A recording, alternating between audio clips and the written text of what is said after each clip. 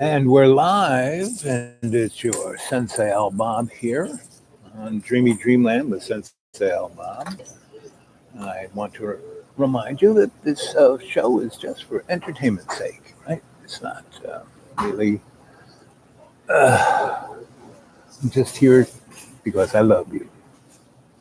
I'm here because whatever I do to serve love's co creation in the essence of trying to make everyone kind of wake up a little, you know?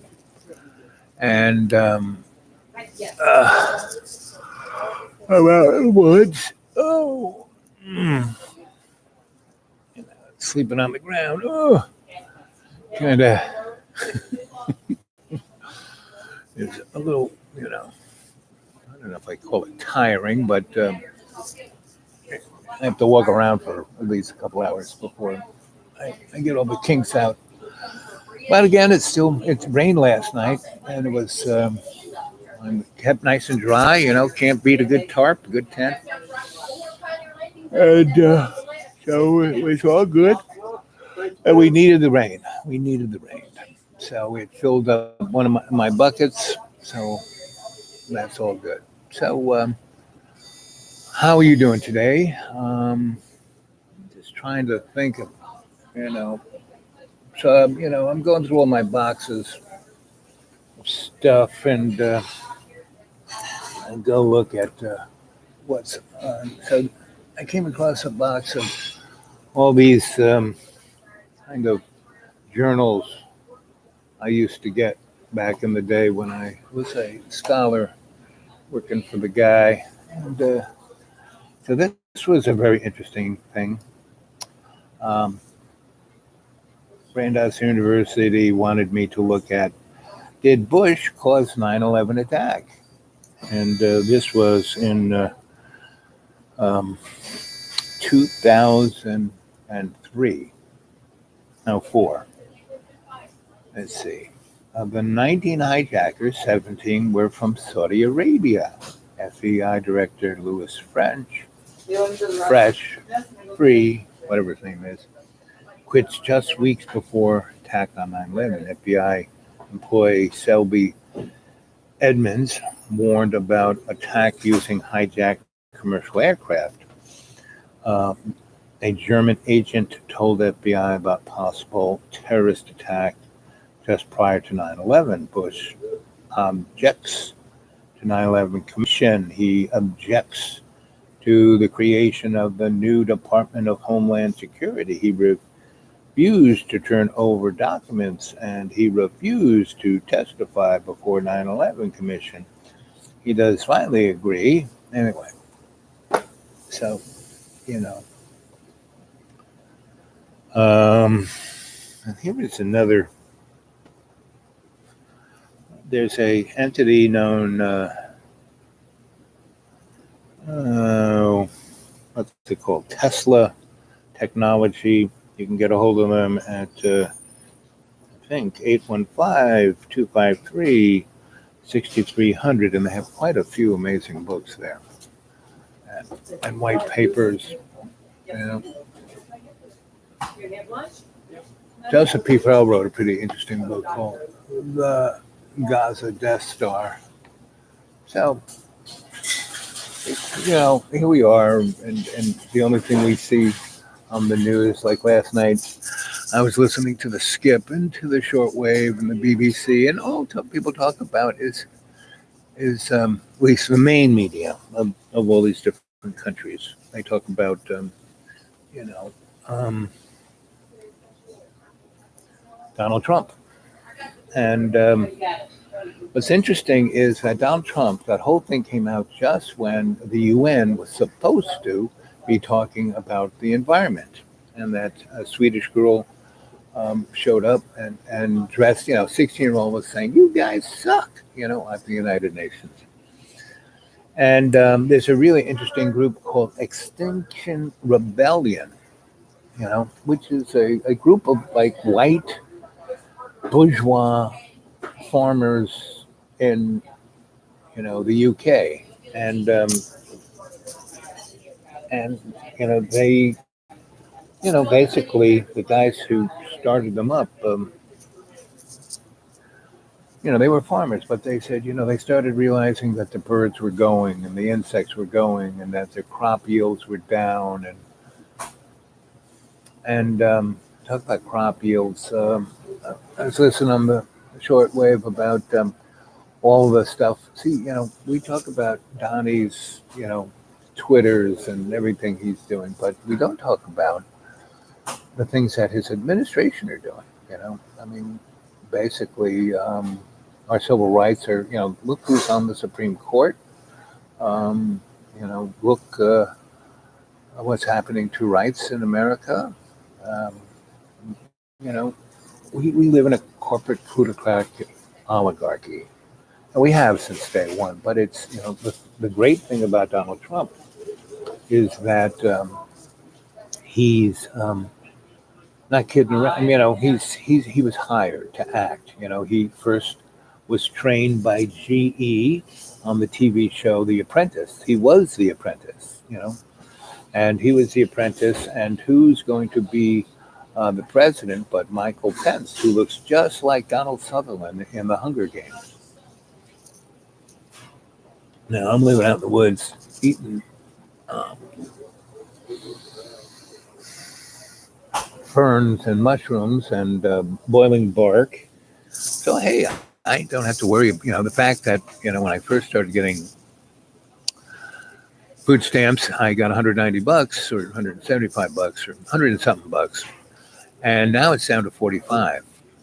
And all the people around here, it's the same thing. And there are a number of food banks. And man, you drive by there on the day that they're open, and it's like it's like unbelievable. It's like, the traffic is backed up, in the middle of this little town. It's every second and third Thursday.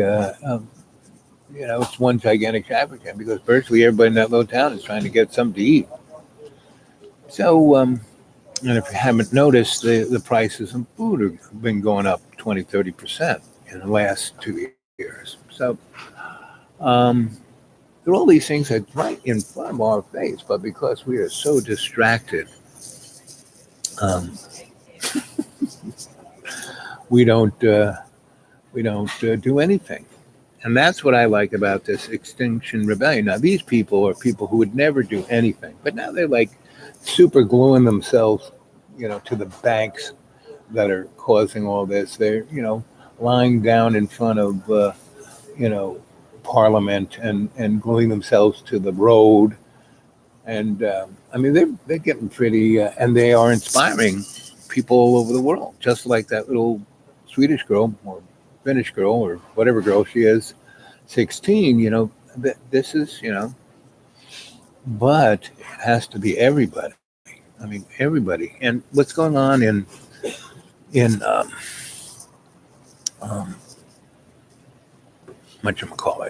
Hong Kong, and those people are pissed, right? And they have a good right to be pissed. But I'm sure majority of the violence is coming from inside the hidden hand because, problem, action, solution.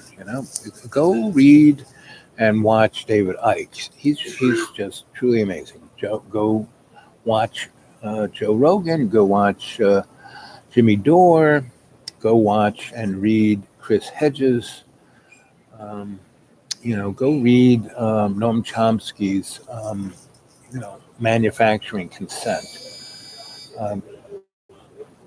The information's out there. It's very, very, very attainable. You might as well go look at it sooner rather than later because later it's not going to be there. And, every time I go on to do a channel here, I kind of pray and go into state so I can bring forth this stuff. And I just see the most ridiculous stuff. It's just like, just can't.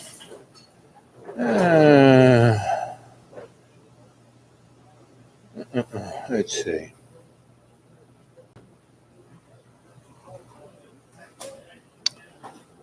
See what my Gmail has said. Brittany.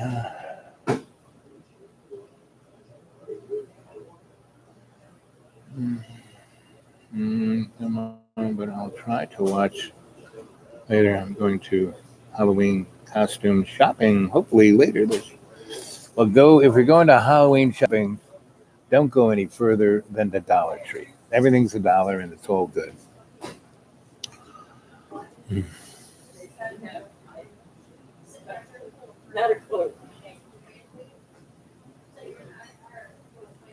They got a different bathroom pass for different genders.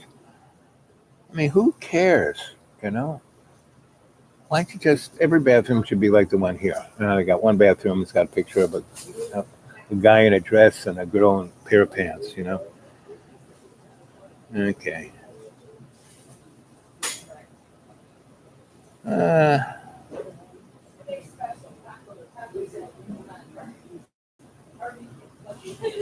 Oh.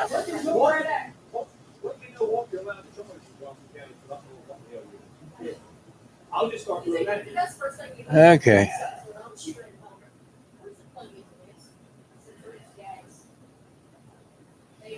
Okay, B, I'll hit you back. And this is for everyone. In every day, in every way, take the piece of the earth and make it stronger. Whatever you do, have a good time doing it. Make sure that everyone around you is also having a good time. Always your sensei. Right, so that's the message. So we've been going on for 11 minutes and 50 seconds, and there's only one of you there. I don't blame you. I'm tired. Mm. Mm.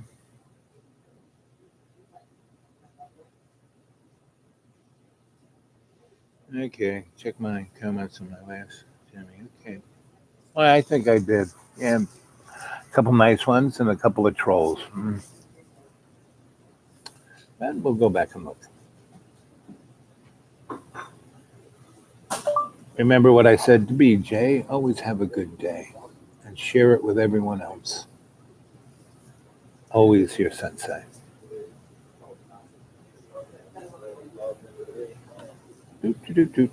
Okay, let's go back and see what Jamie's talking about. Yeah. Yeah. Who is that? Is that John? I think that's John dressed up. You know?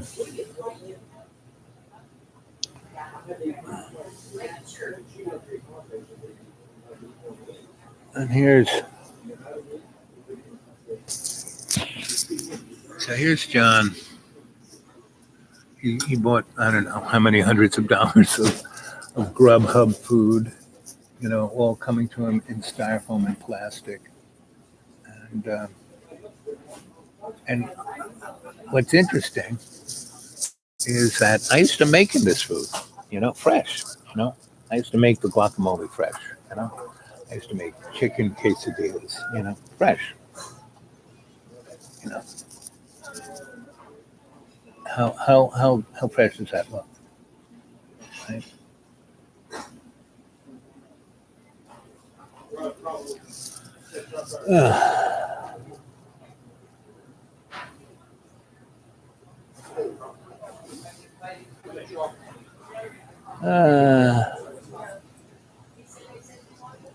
Let's see.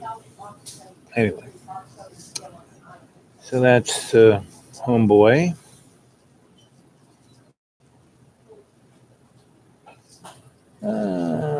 My channel.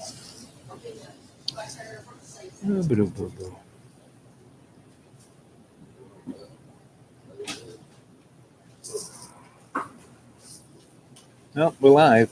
Yep.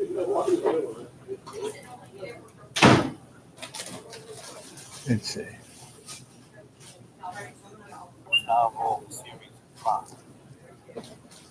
Let's see.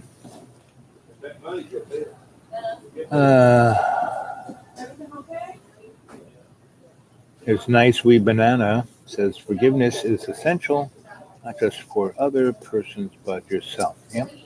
Otherwise, the hatred and passion only eats our own heart up. I like that one. The other person. Let's see. Jane says Arthur C. Clarke wrote, can't I remember Arthur C. Clarke? The thing that I remember about Arthur C. Clarke, I saw him, he was at UNIVAC, and they were making a movie about the UNIVAC, and he was describing it. And they had this, omnidirectional mic. So when it was pointed right at him, all you heard was him. But when it turned, the noise of the machine was mind-boggling, right? Anyway, and he was kind of shouting, and so you didn't understand it until they went like that, and you did. But the most interesting thing he said about this was he picked up a pack of cigarettes. And this film was made like 1950, 51, 52.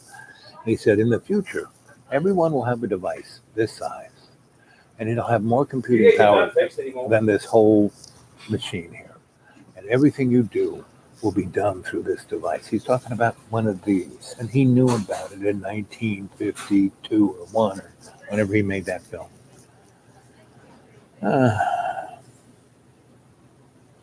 Yeah, and then, hey, just heads up, I just saw a video, some dude completely unrelated to you and John, I believe, but he was posting a comment John had made recently after the last visit that he was going to sell or throw away or give away the remaining belongings that you stored at his house.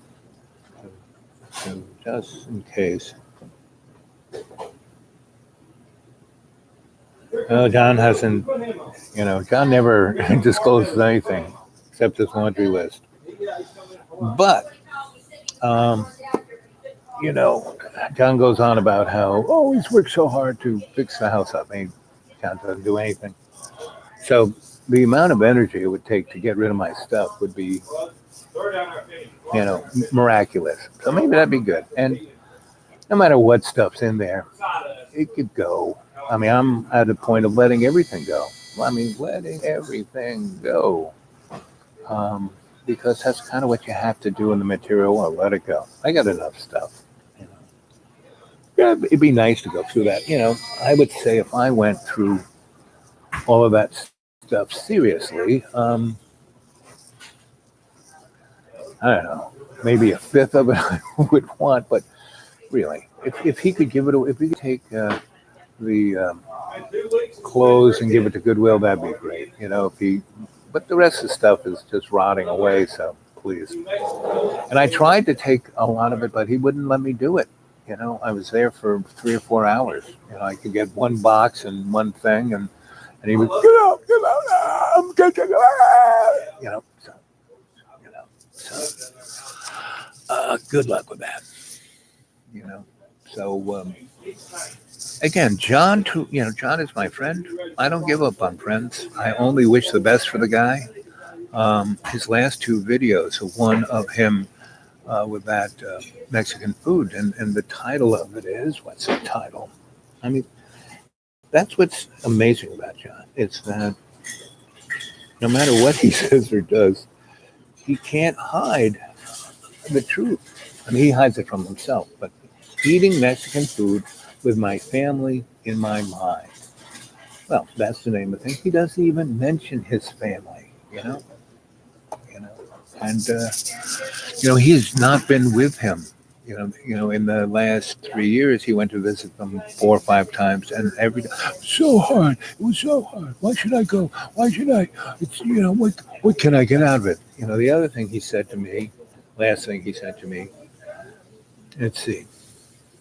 You mean very little to me. You've done nothing for me. You offer me no more than 10%. 10%. Everything he views is viewed in a transactional way, And again, John is just a product of our society. He is not an outlier. my brother and I talk. I talk to all my family. My youngest sister, I can never get her on the phone. She texts me, but that's about it. But my older sister, my other brother, we talk as much as I can get a hold of them. And my brother, um, you know, I only catch him when he's in his car, and he's like going somewhere. So he was going someplace where I had to drive for an hour. So we talked for an hour. And he was going on about how, because, we grew up together. We shared a room for 4 or 5 years, in my parents' house before I, was sent off. Well, until my dad bought another house where we all got our own room. But so my brother was really a good brother.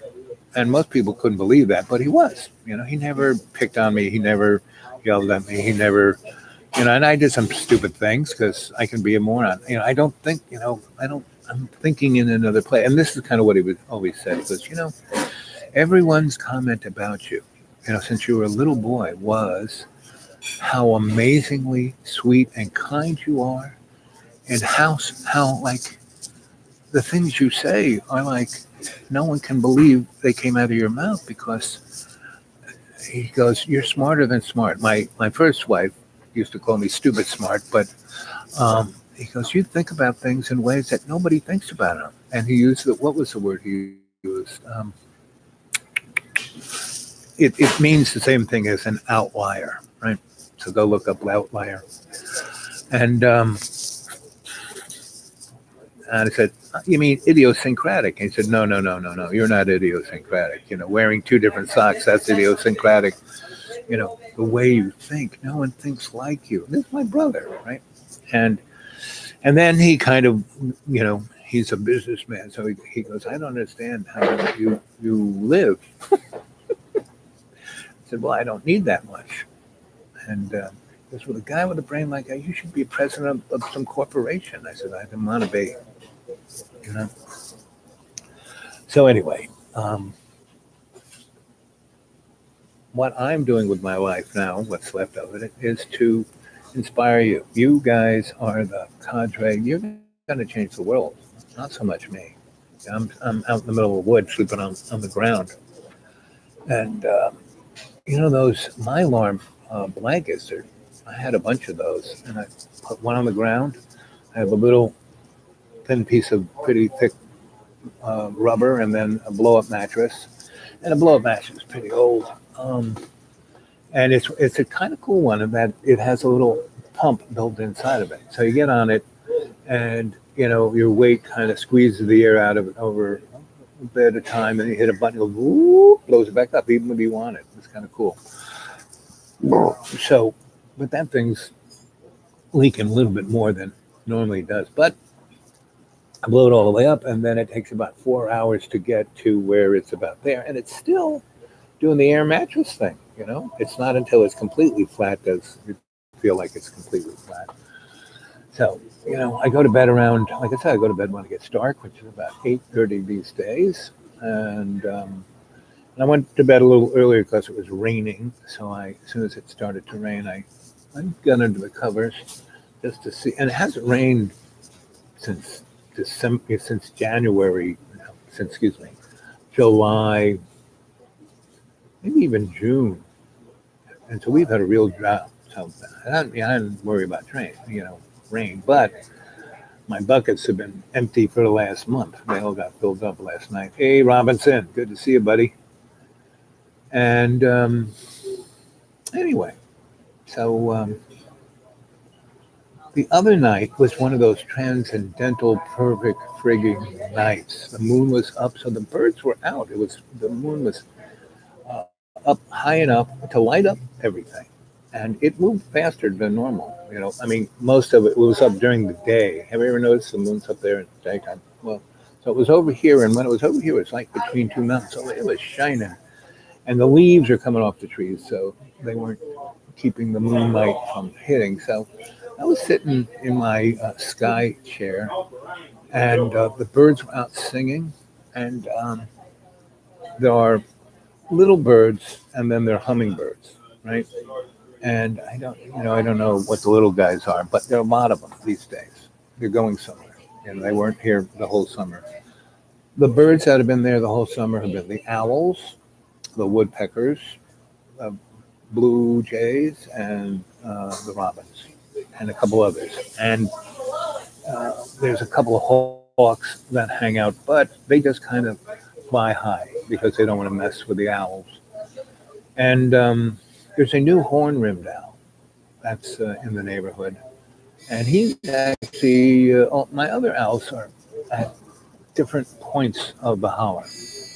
And the horn rim, the other guy's a little smaller. The horn rim's a pretty big guy, and he's perched himself like right in front of, about 100 yards into the woods in front of my sky chair.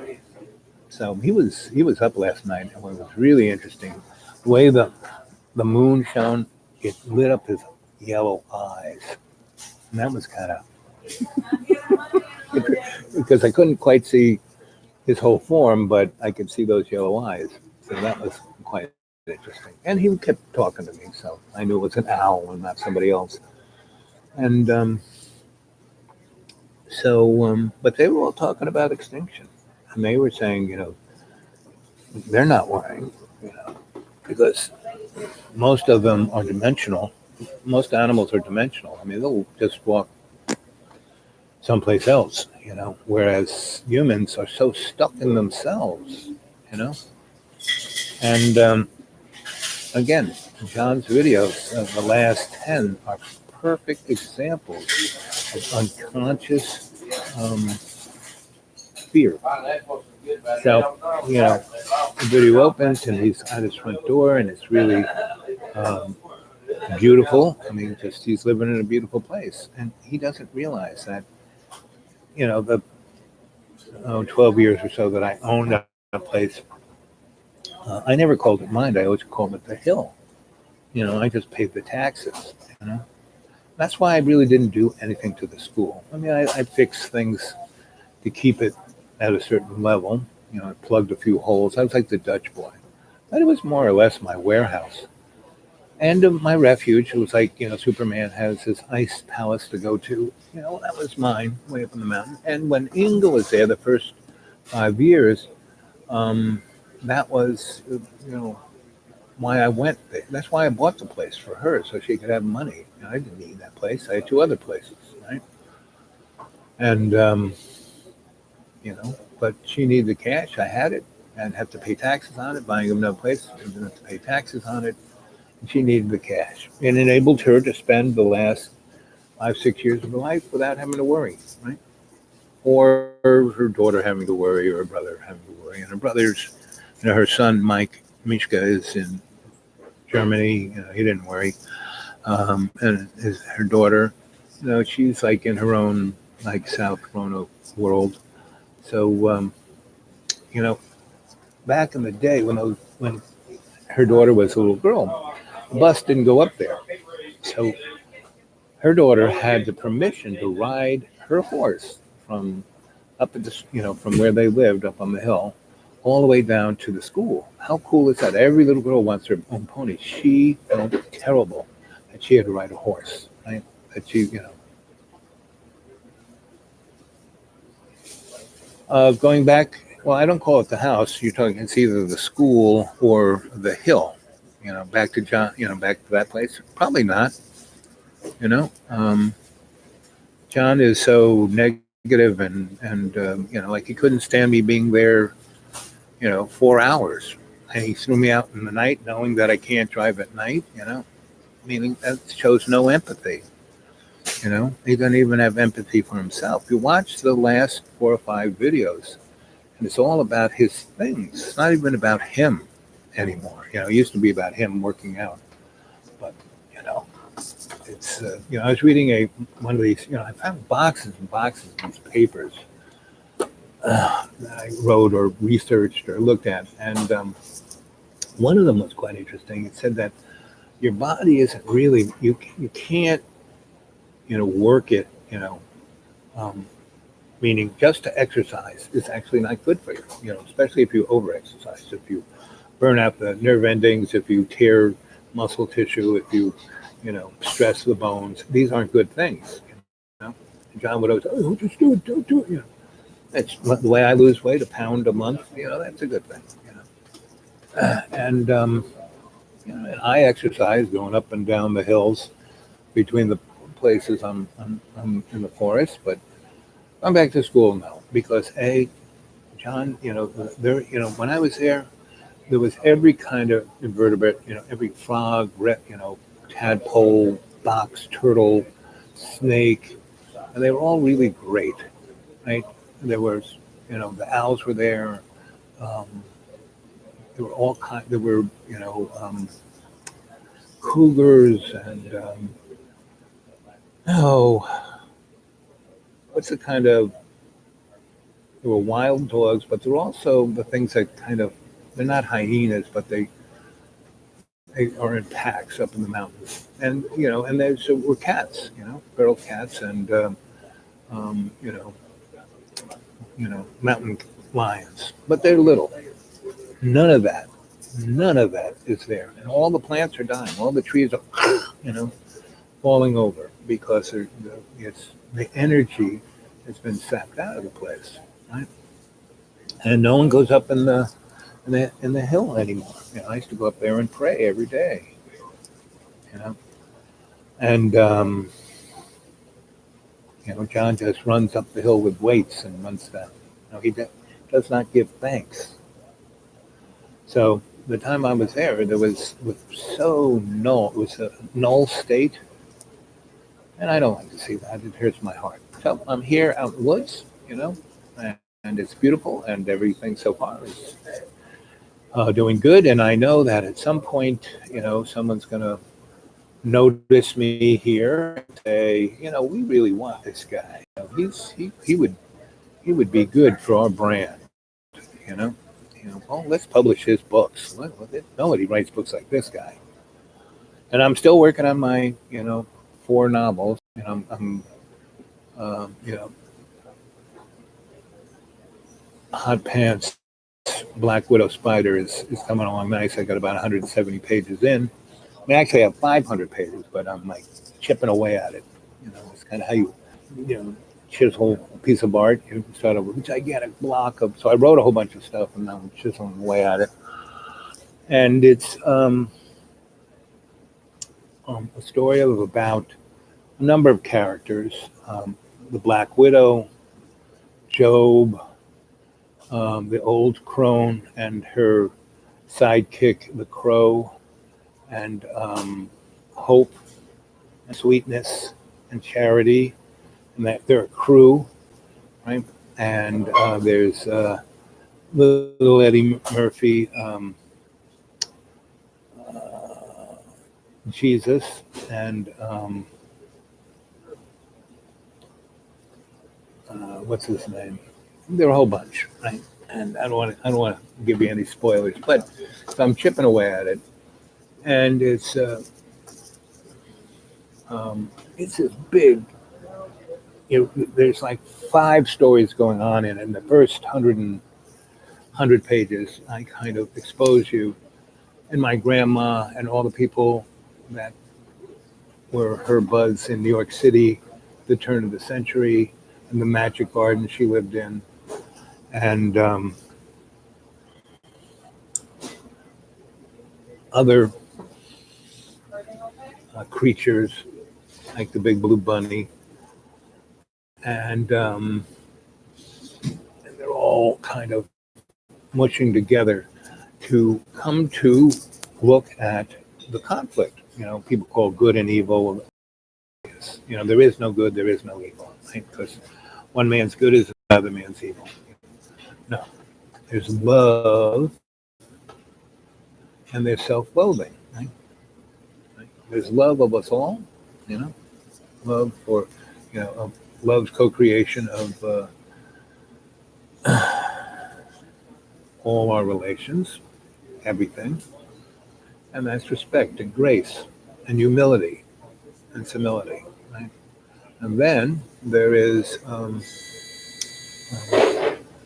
self-loathing, which is characterized by the worship of materialism, of gold, of the thing, you know, and the exploitation, the hatred of the other, and in the end, that hatred of the other is a hatred. The other you're talking about is yourself. So that's kind of what the story's about. And our hero Pluggy Boom Boom, you know, and the griot, the storyteller, and so I'm chipping away at that, and I might lay down when I get to halfway done. So I wrote it 500 pages. I've taken those 500 pages and taken the first 200 and got them to 100. If I can get the next 100 to like 50, I might, at about 150, 160, 175, which would be about halfway through the novel, where you would get all the characters and the themes and where it's going and the cliffhanger of, uh-oh, um, I'll probably put that up. And hopefully I'll get that down onto xratted.blogspot.com sometimes before Thanksgiving. So that's what I'm working on. Plus, I'm working on this other one called Turkey Neck. And then I got 3 others I'm working on that don't quite have even a working title. So that's what I do. I read a lot, I go through all my boxes of stuff and pull out books and all these, these policy reviews, you got these not off, the rack in the supermarket, you kind of had to be sent those, right? And then they wanted your opinion on them, especially the people who wrote them. So that's how I made relationships, And that's the other thing about life. Life is about. Well, Robinson, what I would love you to do is make comments on John's channel about where's Al? The only good videos that are on your channel are the ones with Al in it. I'm going to hear more Al videos. Go shake his tree a little bit. Yeah, and I'd like some comments. There are a few of you who do. Jane always leaves a nice one, and there are a few ones that I can't even pronounce their name because I don't have enough teeth. But what I really want from you guys, I want you to, start your own little club in your neighborhood. Get your own cadre together and go look at Extinction Rebellion and see what they came out of, like guys out in the middle of farmlands in England, and we're watching, the birds going and the insects going. And where I'm at, I still have all the above, and they are, it's like a sanctuary for them because I don't try and go after them.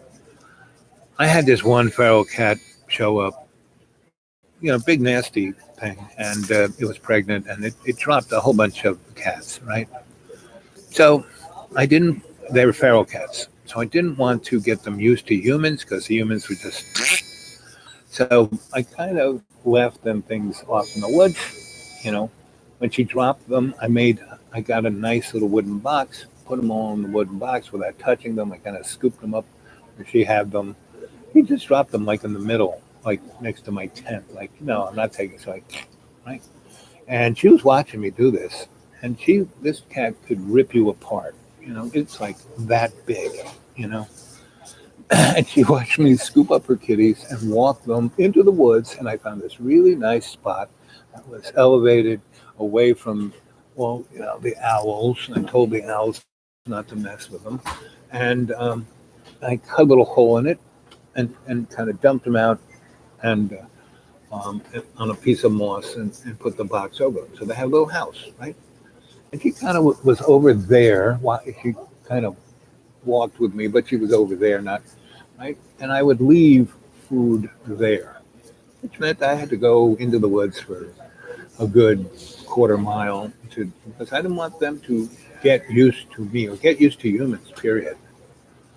And so I put them as far away from the owls and everybody else, and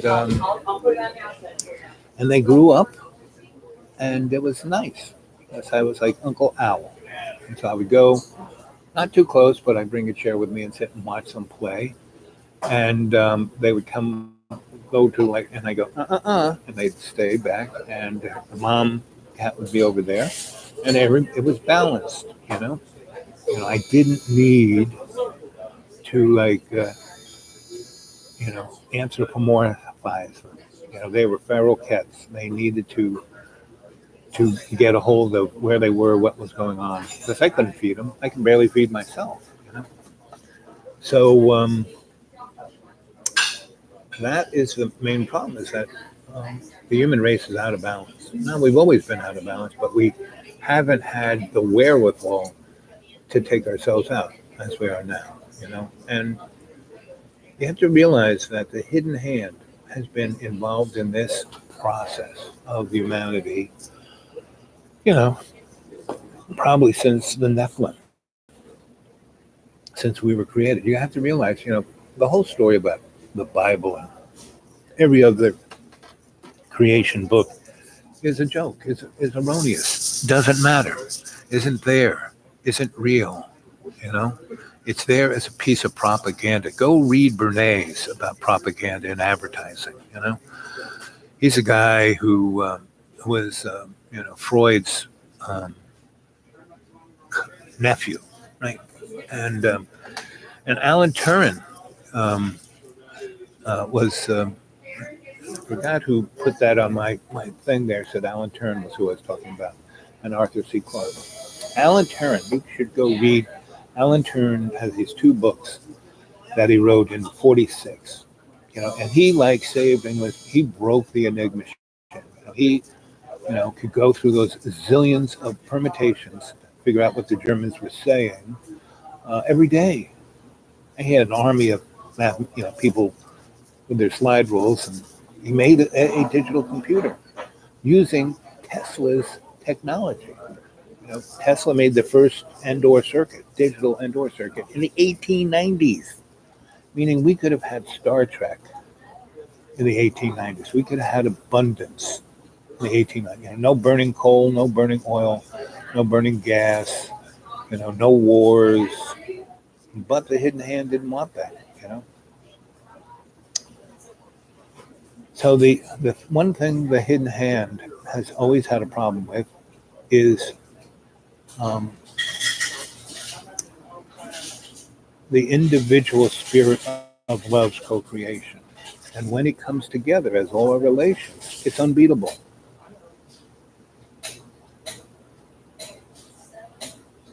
Of course, loneliness will make you go crazy. Now, I'm more out in the middle of nowhere as anybody, but I come to places where people know me, have known me 20 years, let me sit here and do my thing, all the different places you see me, those people know me really well. I've known them 20 years. And I've helped them all. I've been part of their lives, but I don't, muscle in. I'm just there to help. Always good, my friend. And so that's what it's about. It's not about how much stuff you have, it's not about control. There is no, you can't control anything, all you can do is navigate, and, I got more things wrong with me physically, can barely see, and at night, what's truly interesting is that all of you have my nighttime receptors, daytime receptors, and in-between receptors. All my in-betweens are gone through my diabetic, they call it diabetic eye and diabetic neuropathy. But I'm navigated.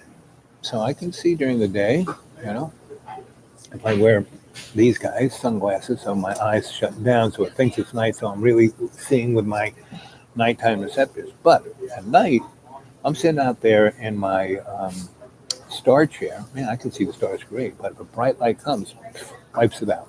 Can't see anything. So that's why driving is really, I'm on the road and it's dark and then a bright light, I don't see anything for at least 20 seconds. And if you're doing 60, so I don't drive at night. And I've told John that a million times, can't drive at night. So the last time he threw me out, it was 10 o'clock at night, darker. And so going down that riverbed of 2 miles of a driveway. I couldn't see anything. There were a couple of times I almost drove off the cliff because we're on the north side. There is no light whatsoever. And for those nighttime receptors to work, I got to have a little light to work with. So John has no conception of empathy. So that means he can't even feel himself. You know, he says his family is the most important thing. Well, he hasn't seen. I've been with him for 3 years. The first year and 4 or 5 months that I was there, he never went to see his family, and they were just 6 miles away. And the only time in that period that he saw them is when I said, "Oh, John, let's go get something." He wanted to go do something, get something, wanted me to drive, so I would, and I would drive to that house. Oh, I said, "Let's go get your kids." Oh. She won't let me see them, and I'd go to the door, knock on the door, and say, "Hey, John wants to see the kids, so he wants to take them to." She'd go, "Here's keys in my car. All their toys are in it. Go take them to the park. Get them out of here. I can't take them anymore." And John and I would go to down the road to the skate park, and what was interesting is that his 2 boys, who were then like 6 and 8, were more mature than he was. In that commercial of Life cereal, "Give it to Mikey." That was John. He was like, he couldn't even relate to his own boys, right? And then she moved back to where her parents were, and which is now Southwest, and he's gone there 4 times, and he's spent all I really want is my family back. So no, never going to happen unless he goes to where they are, gets an apartment, gets a job, and shows that family that he's really serious about changing his life, that he's there to. Once you have kids, your life is no longer yours. Well, John's now totally up in that school all by himself, right? So I don't know what I can say about that, but and I've tried, the 3 years, and the 3 years that I tried to help him, he threw me out more than 30 times, right? And most of those times it was for big chunks of time. I mean, the first time he threw me out, it was the day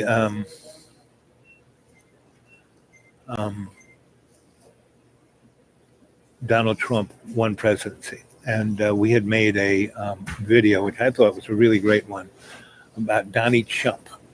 And I was in a bunker. I was Donnie Chump, and I was in a bunker, and I was the last white man. And see, the thing Donald Trump is doing, he is making sure that his white base is going to be eradicated.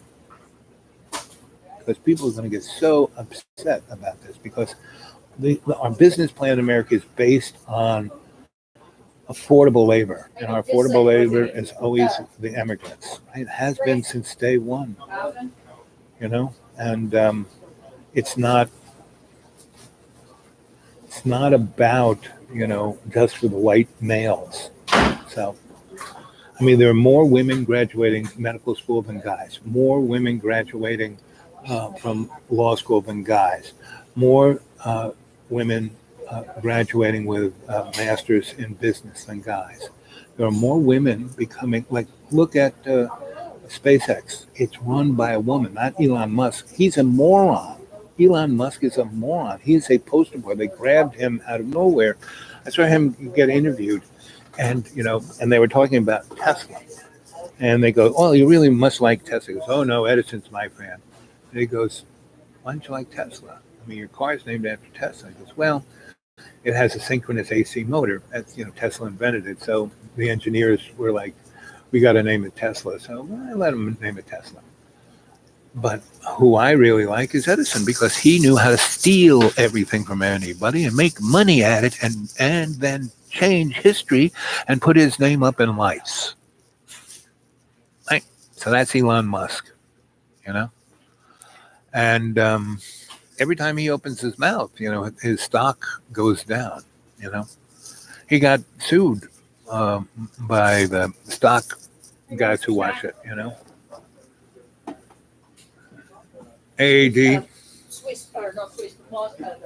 good to see you.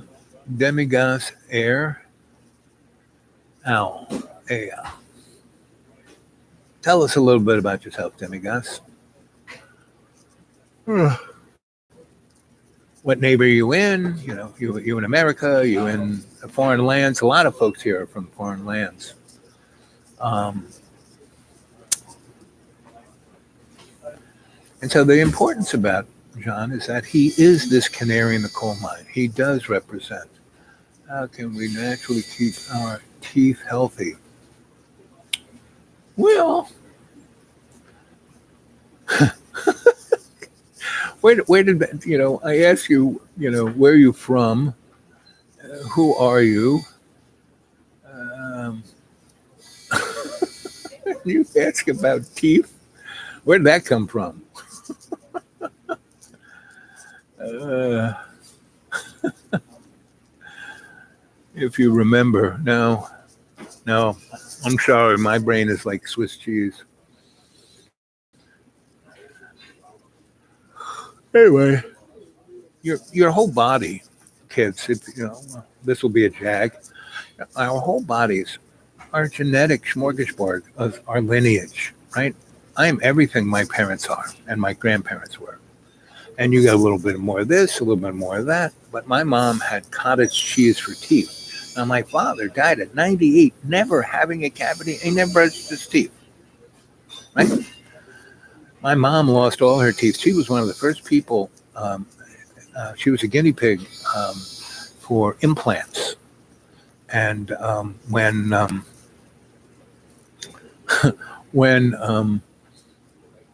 she got them, they weren't made out of white material. They were made out of stainless steel. So for 4 years, my mother had stainless steel teeth. She looked like a, James Bond villain, and she had, and they were all pointed. I don't know why he made them all pointed, but they were all, gonna get you.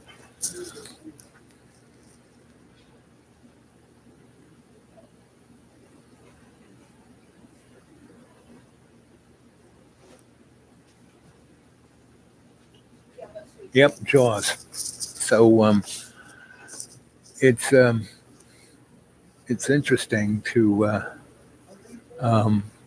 that you would just come out of nowhere and ask me how to have strong teeth, and then I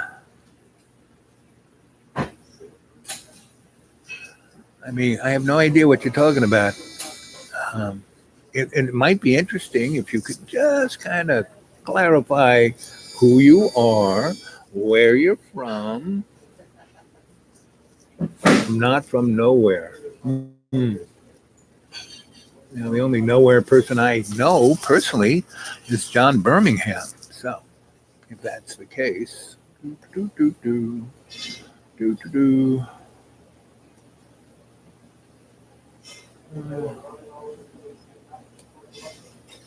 Boo boo boo. Hi. Boo boo boo boo. Boo boo boo boo. Anyway.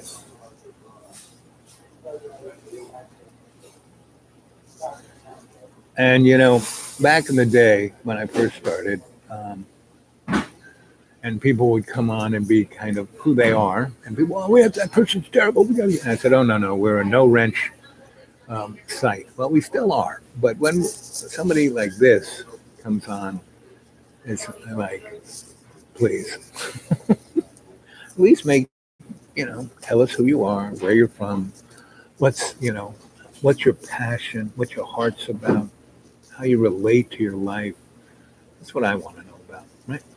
And it's interesting to read all of the cadre stuff because they may not come straight out like Buddy will or O9 does. A few others do, but Robinson and the rest still come up and tell us who and what they are by how they interact. You can tell exactly who Robinson is,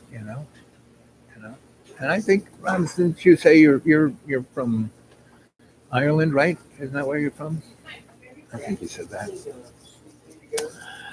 Anyway, so let's see. Boop, boop, boop, boop.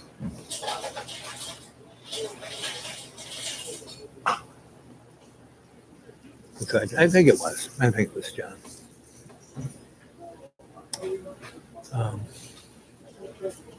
Because I think this is the only interface with humans he has.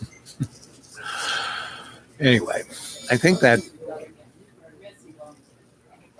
the other two, Yo-Yo and that girly thing, is John too, because they all leave remarks on John's channel saying, you know, I always say how great John is because I do. I think John is like I say, he's going to be like Vincent Van Gogh.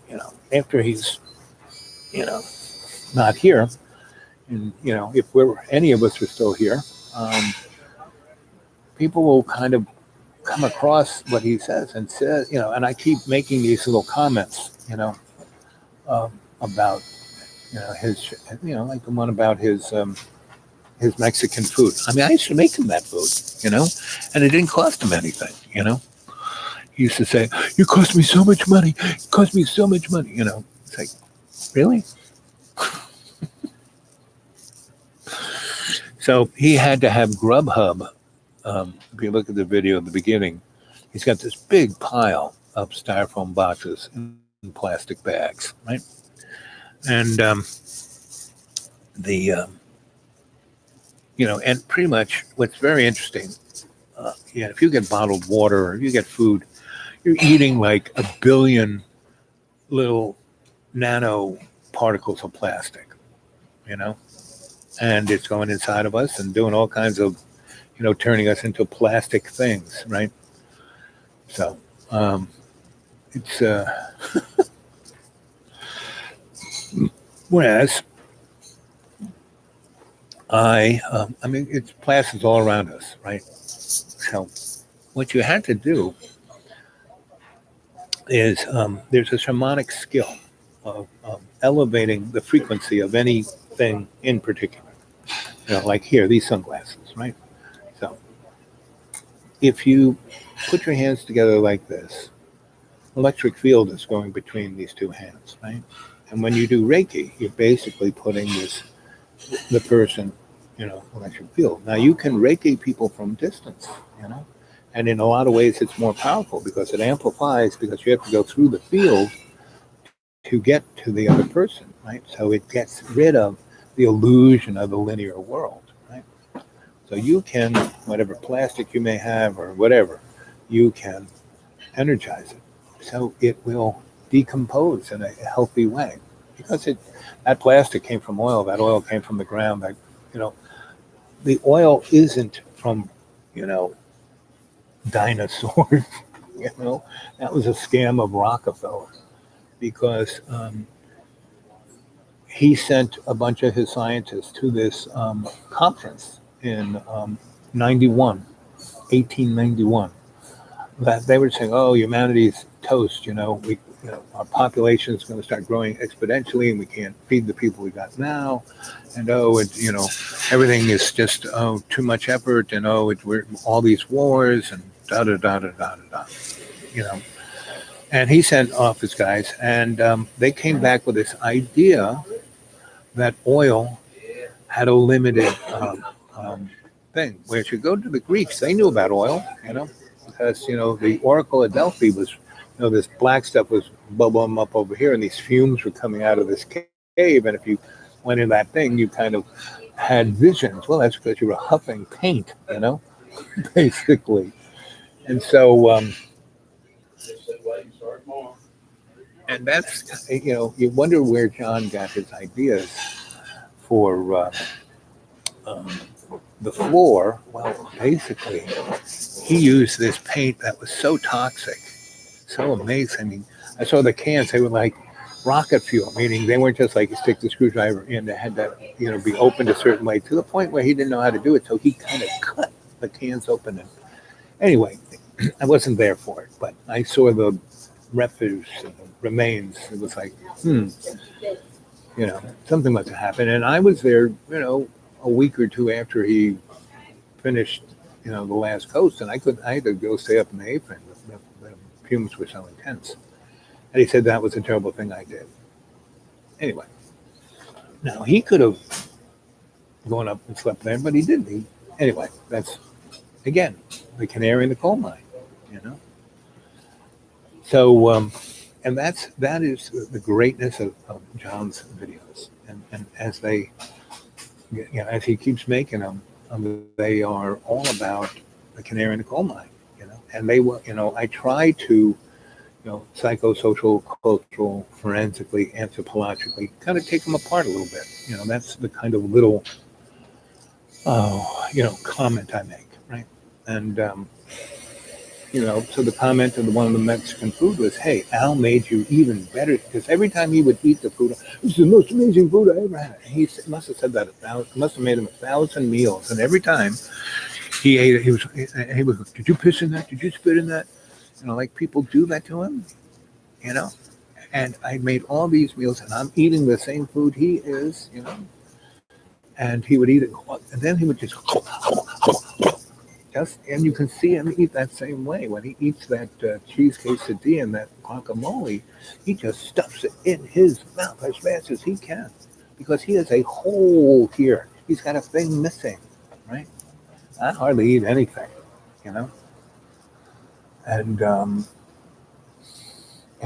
because I have no teeth, I can't just and chew it down. I have to put it a little bit in my mouth and do this. And get all the saliva to kind of coat it and turn it into mush. And because I do that, I actually digest my food way, they tell you you're supposed to chew your food 40 times. So that's not so much your teeth doing this, but the saliva and your mouth mushiness doing it. So, I had a meal with a friend of mine the other day at that place where the lake's at my back. And, he came in and he saw me, so he sat down and all I had was a little bowl of soup and a little sandwich. Now, he got a big meal and he chomped it all down and, and I still received my sandwich. And he goes, "You ready?" I said, no, not really. I'm going to stay here a while. Said, "Well, I got to go." And, so I stayed there another hour. I did a live chat. I read, I wrote, I looked at things on the internet, and then I left. I saw him about noon. I left about 3. And I stopped at the Holler store, and I was looking for something particular. Eye drops, and I forget that. They had nothing even close. And because my eyes get dry at night, and so I bumped into him down there, and he goes, "Are you just getting back from?" I said, "Yeah." I said, "Well, I've already done this and that and this and had another meal." Meaning he has to, my friend and other people. This again fits. He's another characteristic of the canary coal mine. He can't just sit around. He would come and visit me, and he'd bring some whiskey, and we'd sit by the fire, and he's got some great stories to tell, but he just gets drunk and then goes, off to shoot his gun.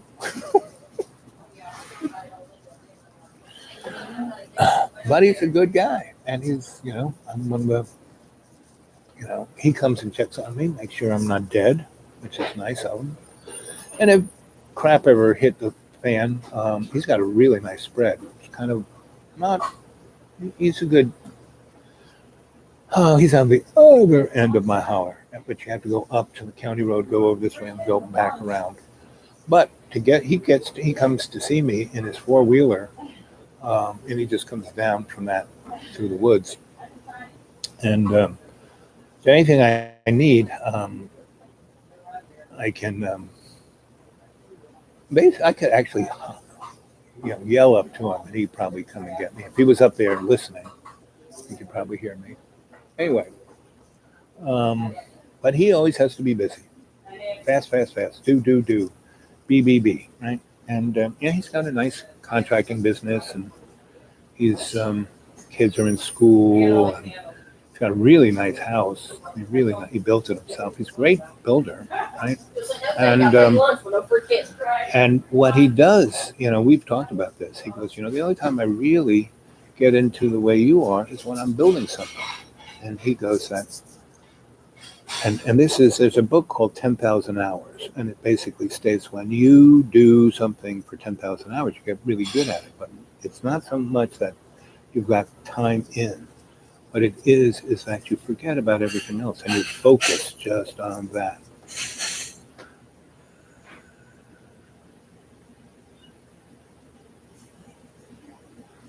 And and that's, I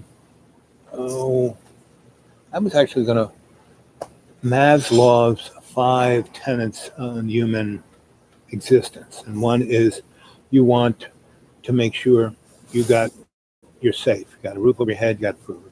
Next one is that you kind of fit in with your crew. Next one is you have self-esteem. And then there's another one I forgot, but the last one is self-actualization. You actually realize why you're here, what you're doing, and that is what your life's about. And that's where I am at right now. I'm at a self-actualizing state. Because all I do is make these videos for you guys, because that's part of my self-actualization, to pass on my experiences to you, so you can be the elder. Now, I've like that young girl from Finland or Sweden or wherever she's from, who's on about the environment. She is an elder. She's 16 years old, and she's an elder. She goes to the UN and dresses down all the politicians, and they're like, she is an elder. And there are a lot of elders of that nature, right? Now, elder is a person who, so when I was young, like my brother said, you're this sweet, unbelievably sweet guy who never got mad at anybody and overlooked everyone's Greta, that's her. She's an elder. So she can be an elder at 16. You guys can be an elder where you are at whatever age you are. It took me a while to get to being an elder, right? And that's why I'm doing this. I'm being a griot. That, to be a griot, you got to be an elder. So now I was around a lot of great people, and I was a good adept. I mean, I was smart enough to shut up and listen and put that stuff inside of me to try to make me better and better, and to serve love's co-creation. These were all things I was put on the path at an early age. You're 55, Robinson. Well, you're getting there. Now, what do you do with that age? What do you do with that experience? How do you pass it on to the people around you? How do you share yourself with others? That's the real deal. I mean, that's the fun of life, is sharing yourself. Like when I was the dude of New York, when I was, the disco king, the thing I loved most was when people would come. Oh, my first wife had cousins in England who were Irish. My first wife was Irish as you get. Her grandfather and grandmother came over, and were, in the deepest Irish part of Brooklyn. And Donna she was a crone. She is a crone, Now will she embrace it? Not so much. Her grandma was also a crone, but when she married Donna's grandpa, who was an American, he was first generation, the best thing they could have done was go to Ireland and stayed there, but they didn't. They went to America because she wanted to go shopping. And he had a really good job driving a truck for a Budweiser guy. He made a lot of money, had a nice house in Brooklyn, and went out in Long Island and had a great life, and was totally Irish. And so when Donna came along, they made her put the little Irish clothes on, taught her how to clog, how to step dance, how to play the accordion and the violin and sing. And then when she hit 16, she hit the road, went to San Francisco, and became Donna. And when we went, when we got married in London, the family we stayed with was her cousins, Betty, the Bahis, and they had like 6 kids, right? And the two youngest, the others were already kind of formed, Um, two were trades guys. One was going to college, and then I guess they had five. The other two were still in high school. And so those two we kind of picked up and took on the road. Gave them cameras and brought them to London. They had never been to London, and they could just get on the train in where they were and come 30 miles into London. They never did, right? So we went all over, and they stayed with us in our little teeny apartment, and we changed their life. Uh, what was her name? The young girl. She became a lawyer, really big time lawyer. And the guy, because I was into electricity and into airplanes, he worked for Marconi, and he developed radars for fighter planes, right?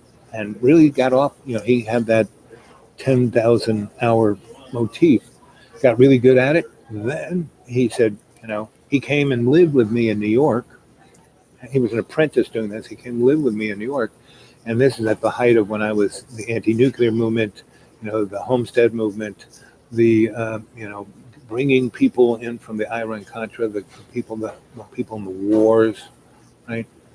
And that's, all of this is done on purpose by the hidden hand. And Southern Irish, I don't know. My mom came from Limerick, so I guess that's Southern Irish, right? Donna, Donegal, and where I loved being was on the west coast, above the Ring of Kerry, above Skibbereen, in a little town called Glendore, and it kind of shot.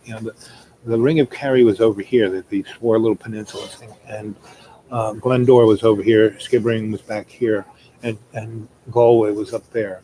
And this was just a little bit up there, and it's like you were out there in the Atlantic, and you were in the Gulf of Mexico. You could go swimming in the Ring of Kerry all year long. It was like 70 degrees.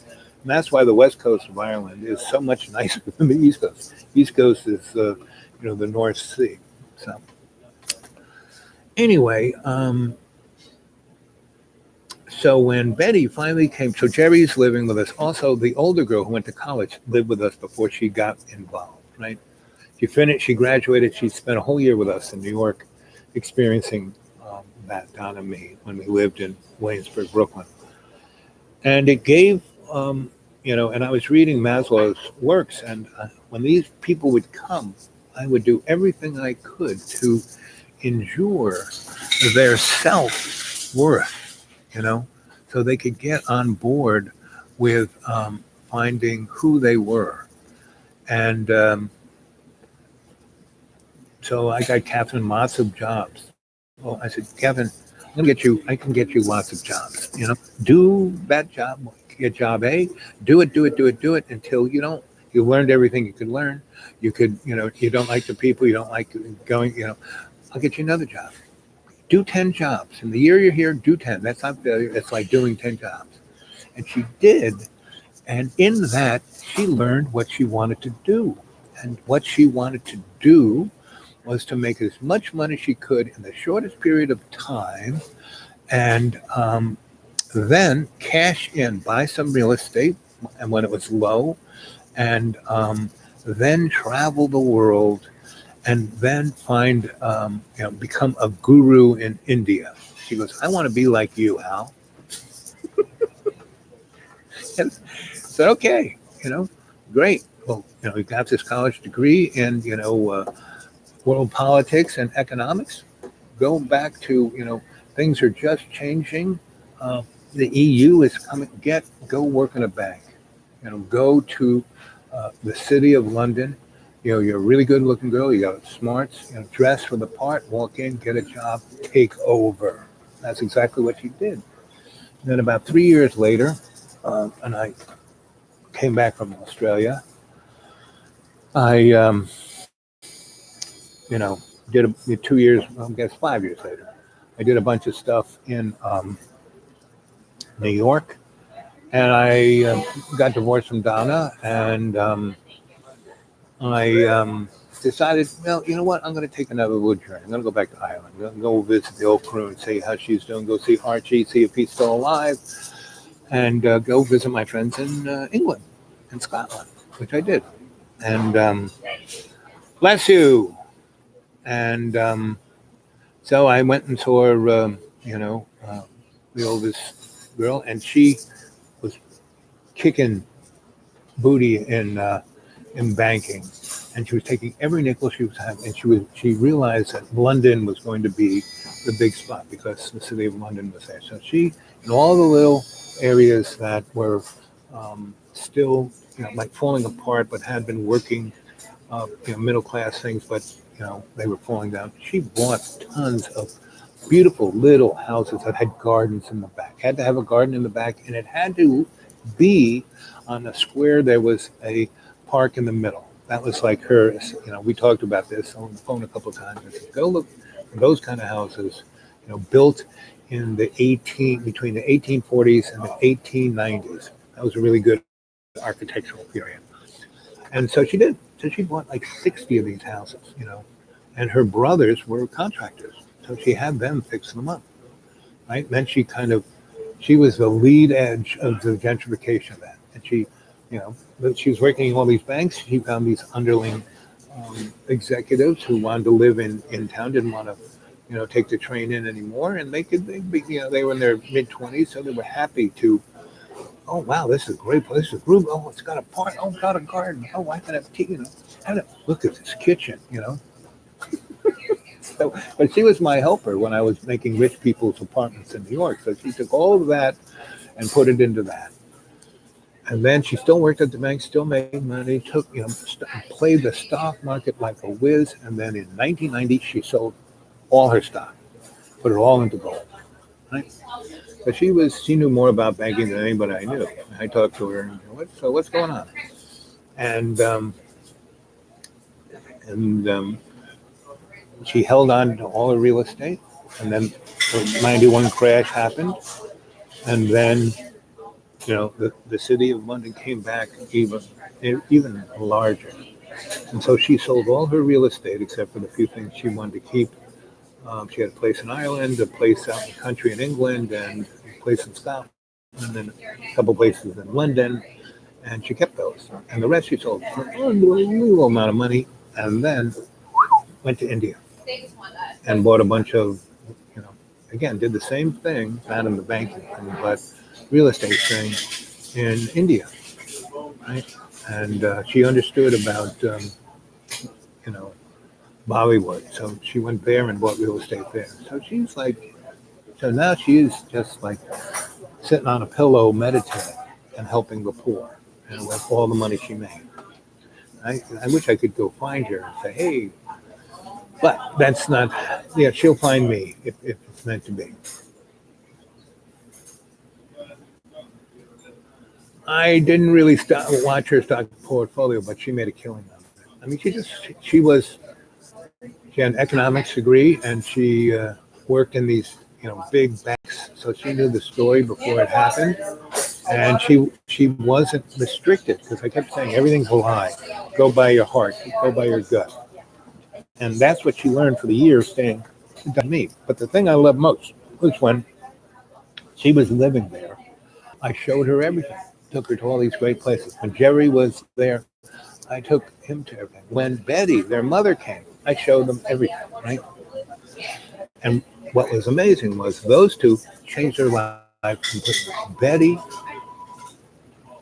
she liked the fact that I could take her up to the top of the World Trade Center, go to the windows of the world, right? And I took the executive elevator. I knew the executive elevator because I worked up there, The guy who owned Restaurants Associates, a good buddy of mine, I worked for him, right? And so when she came over, the elevator guy was still there.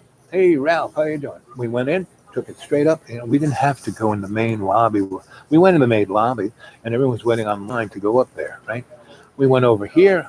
I said hi to the person behind the desk, and going over to see Ralph. Oh, yeah, how you doing? Went over there, went in, straight up there, came out to where the president of the business, his office was. came out. He put, yeah, come on in here.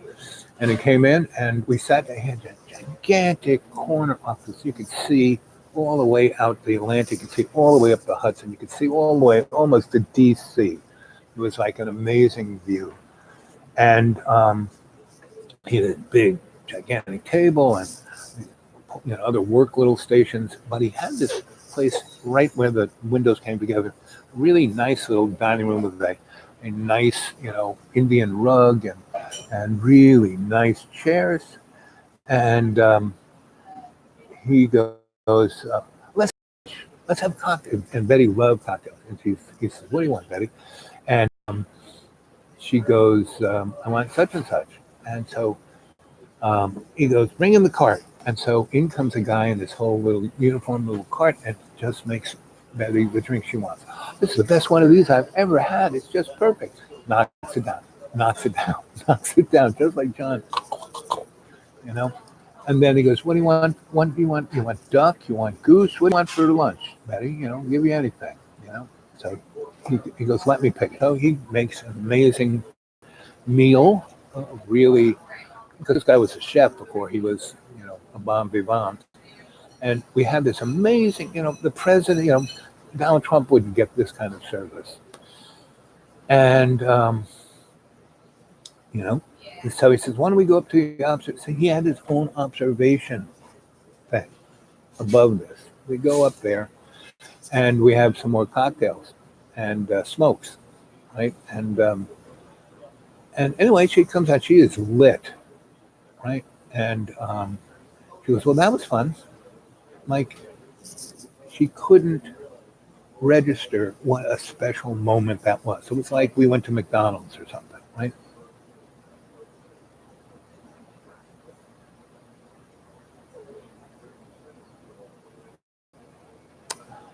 Oh, he lived more than he had. He actually had one of Morgan's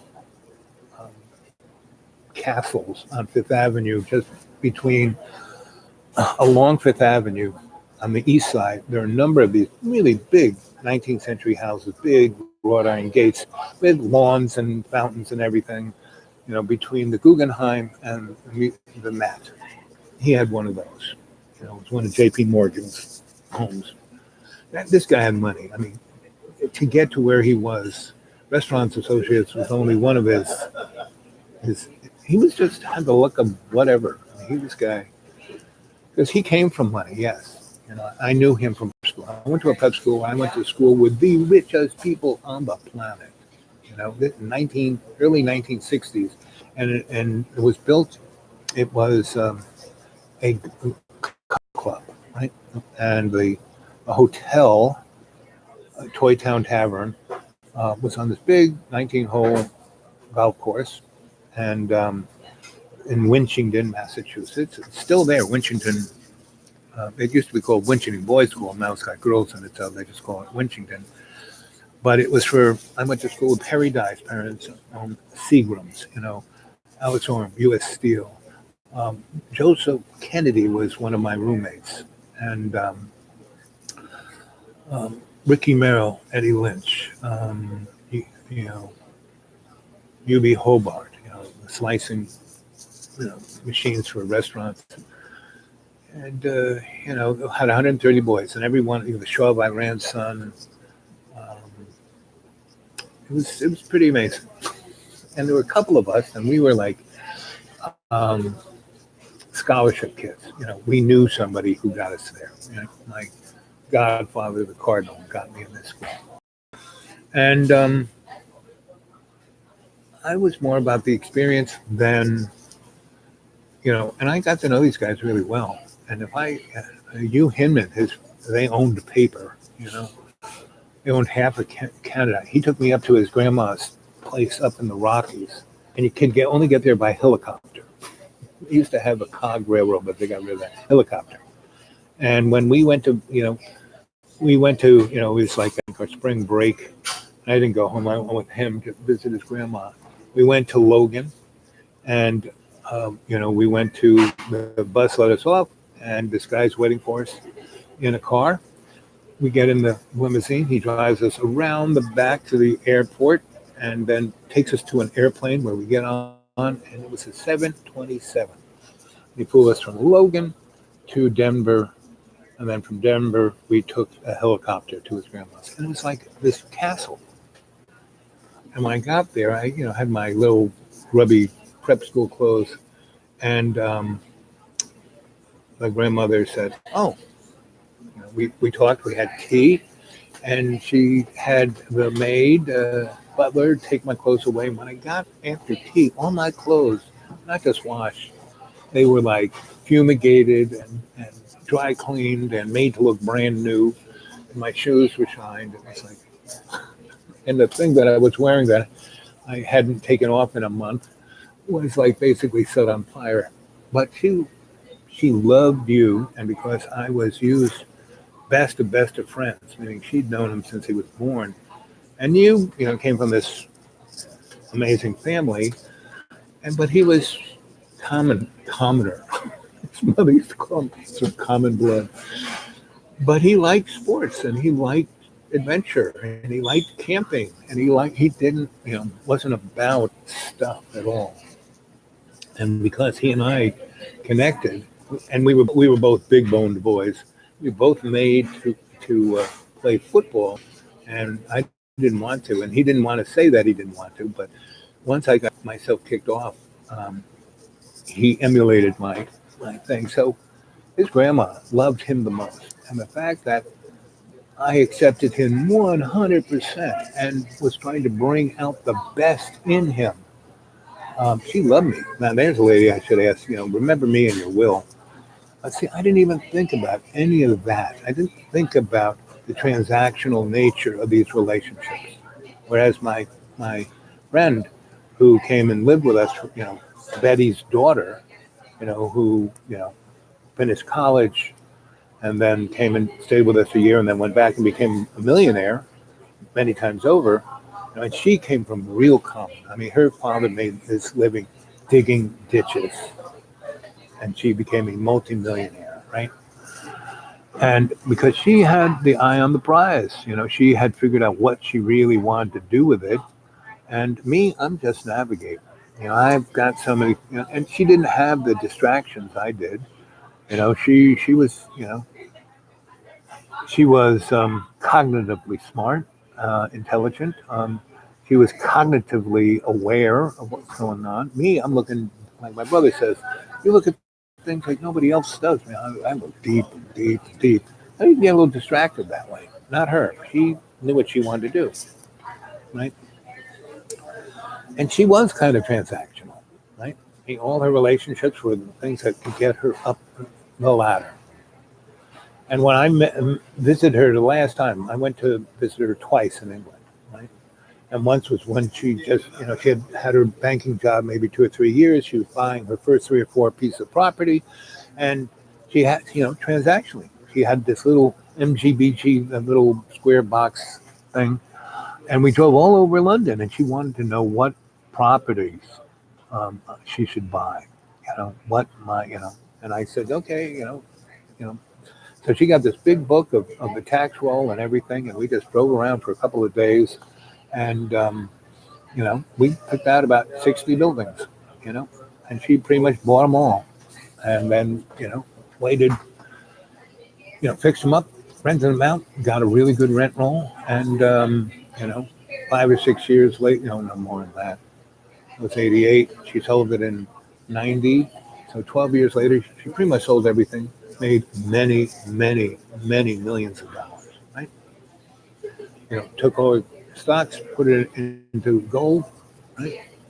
Then went off to India and, bought real estate in Bali World. And like I said, she's sitting on a cushion right now.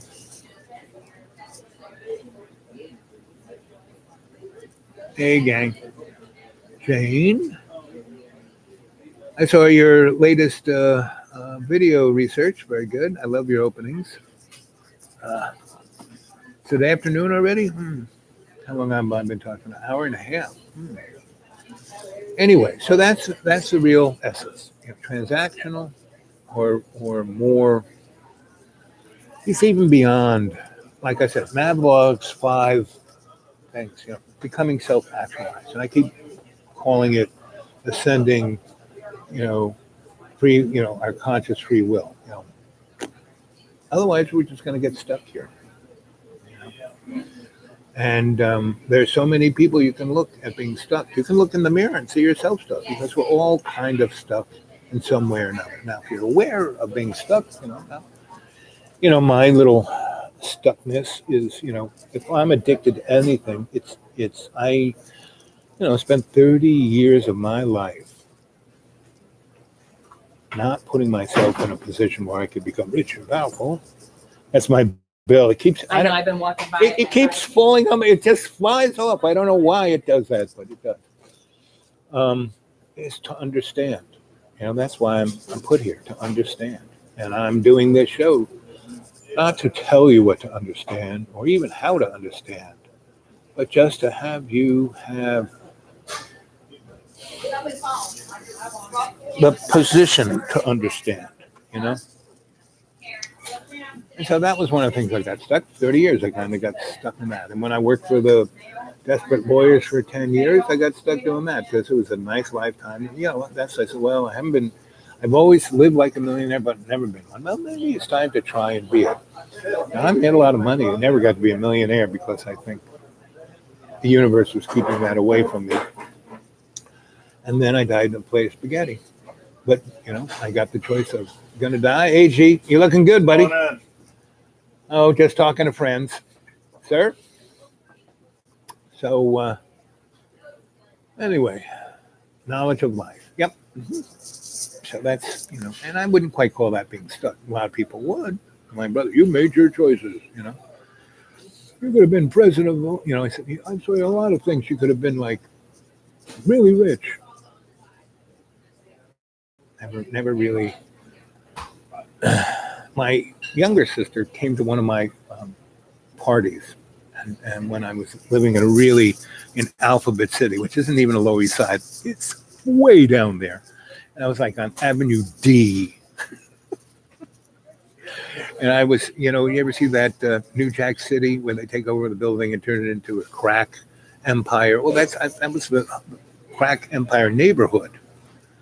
And the one building I took over is the one they didn't have, And that was just mine. I mean, where I was putting people were more like your First Avenue and Avenue A and B and Red Hook and Bed-Stuy and other places. So, and I got to know everybody, and it was fine, I wasn't rocking their world. I wasn't getting in their way. Some of those guys, were making their empire, and they weren't doing the product. So they would come and talk about things, There was one guy he had a client who was a Wall Street guy, and that Wall Street guy told him about me being a healer. And so that, crack kingpin brought his mother, who was really sick, and said, can you help her? I said, sure. And I did. And, I didn't judge him, right? So, to that end, I was safe there, right? Never got robbed, never got attacked, never got mugged. And people go, you live down here? This is, when I'd have cabs drive me up, you live down here? I said, yeah, right in that building. And like half of it was burnt off, but the other half, I've shown you pictures of it, was like a scenic set, right? And I would have these amazing avant-garde, artist kind of Friday night potluck dinners. And lots of people, I said, just take a cab to this address. And I painted the door baby blue. So everything else was burnt out. I fixed the steps up, and it was I picked the one building where the entrance was still. And everyone left. What happened? Long story short, I see my sister walk in, and she's like, and her friend is like, and I see her, I come over and go, oh man, good to see you. Come on over, meet the folk. And the girl goes, this is beautiful. And she looks at my sister and she goes, your mother would be so proud. That lady could see the beauty of the situation. My sister, wasn't in Better Homes and Gardens, not so much. Andy Warhol, yeah, he came to a few of those, but Andy was a recluse. Andy was amazing. He would go to every party, but he'd still be all alone, right? And he was kind of like John, but not. In that, you know, he had a vision, and he did that 10,000 hour thing. He went for the gusto, right? And that's why he became Andy Warhol and not John Birmingham. So anyway, so okay, look at that. 1 hour, 37 minutes, and 37 seconds.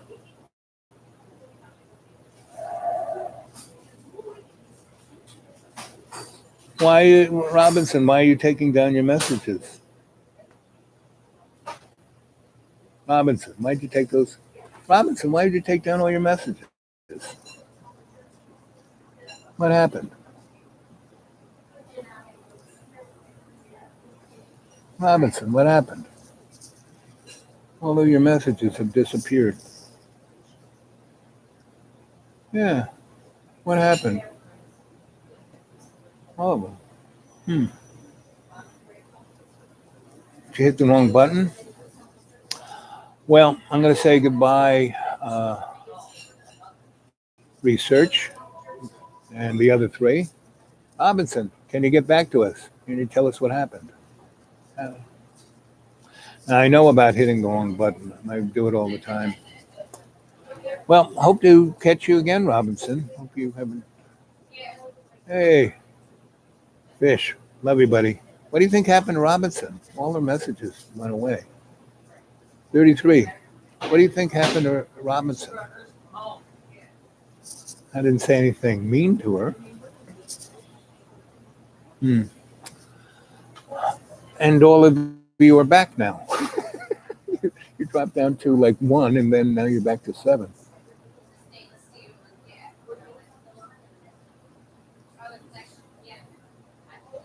Yeah, I know. Error. Okay. Sorry, Robinson. You scared me there for a second. Just disappeared. That's the thing about this internet thing. It's like so fleeting. It can be over in an instant. And that's why I keep trying to get you guys to be the pebble in the pond in your own neighborhood. You need to be, so go look at Extinction Rebellion, see what they're doing. You may not have to go, and you have to realize those people were hard case, middle class farmer folks who didn't want to get involved with anything.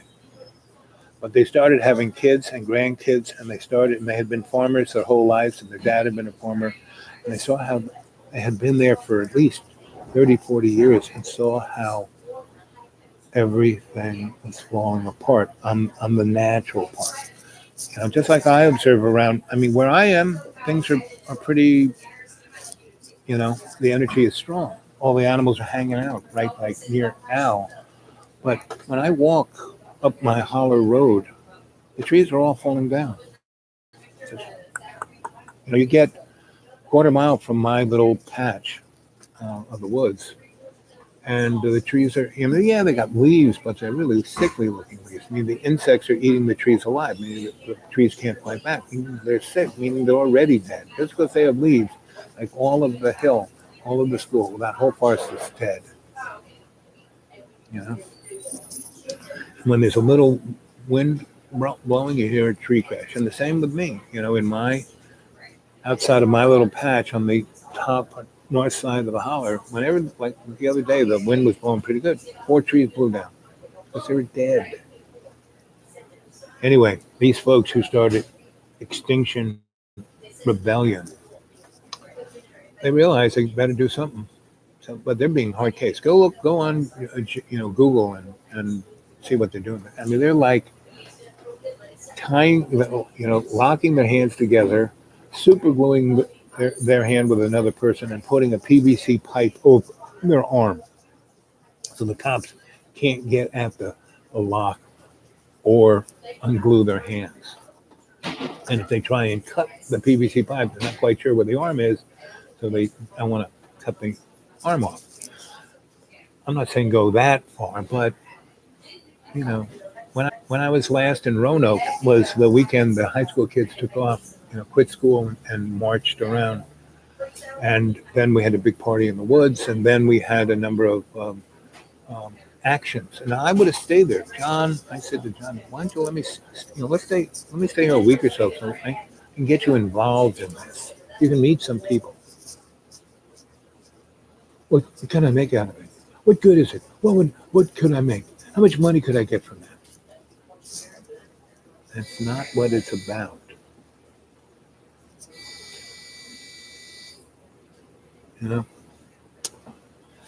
So at 1:44, I'll say goodbye, but that's what I'm doing this for, gang, is to motivate you, to inspire you to be the example.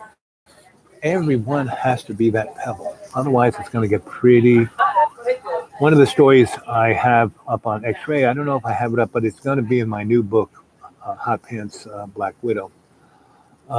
It's called Ray, right?